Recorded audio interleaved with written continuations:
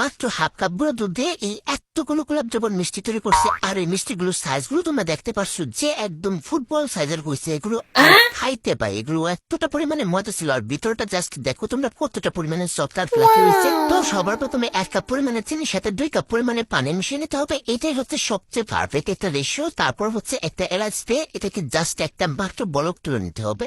এদিকে আমি চুলাটাকে অফ করে নিয়েছি। আর এখানে একটা ডিমের সাথে 1 চামচ চিনি, 1 চামচ পানি আর 1 চামচ রান্নার তেল দিয়ে এই সবগুলো উপকরণকে খুব ভালো করে মিক্স করে নিতে হবে যতক্ষণ পর্যন্ত না এই সবগুলো উপকরণ একসাথে ভালো করে মিক্স হয়ে যায়। তো মিক্স করা তো আমার ডান। এখন এরকম একটা বুত্তা মারা বাটির মধ্যে হাফ কাপ পরিমাণে গুঁড়া দুধ আর 1/4 কাপ পরিমাণে ময়দা, 1 টিস্পুন বেকিং পাউডার দিয়ে এই সবগুলো উপকরণকে হাতের সাহায্যে ভালো করে মিক্স করে নিতে হবে যাতে করে সবগুলো উপকরণ একসাথে মিক্স হয়। তারপরে হচ্ছে ডিমের কুসুমটাকে অল্প ডিমের কুসুম না মানে ডিমের মিশ্রণটাকে অল্প অল্প করে দিয়ে এগুলোকে ভালো করে মিক্স করে নিতে হবে। আর এই কোয়ান্টিটিতে যদি তোমরা ঠিক রাখতে পারো তাহলে তোমরা 1 কেজি 2 কেজি এমনকি 1 পোনো মিষ্টি তৈরি করতে পারবা। তো এদিকে আমি 1 চামচের মতো ঘিও এখানে অ্যাড করে নিয়েছি। তারপর হাতের মধ্যে হচ্ছে ভালো করে অল্প একটু ঘি মেখে এখন হচ্ছে জাস্ট আমি লাড্ডুগুলোকে তৈরি করে নিবো গোল গোল করে। তো দেখতে পাচ্ছি কিরকম ভাবে তৈরি করে নিয়েছি আমি। এদিকে আমি প্লেটের মধ্যে কিন্তু অল্প একটু ঘি মেখে নিয়েছি যাতে করে সবগুলো লেগে না যায়। তো দেখতে পাচ্ছ কত সুন্দর হয়েছে। এখন হচ্ছে প্যানের মধ্যে পর্যাপ্ত পরিমাণ তেল দিয়ে তেলটা গরম হওয়ার আগে কিন্তু এই মিষ্টিগুলোকে আমি ছেড়ে দিয়েছি এখানে। 20 সেকেন্ড পরে কিন্তু এগুলো তেলের উপরে ভাজতে শুরু করে।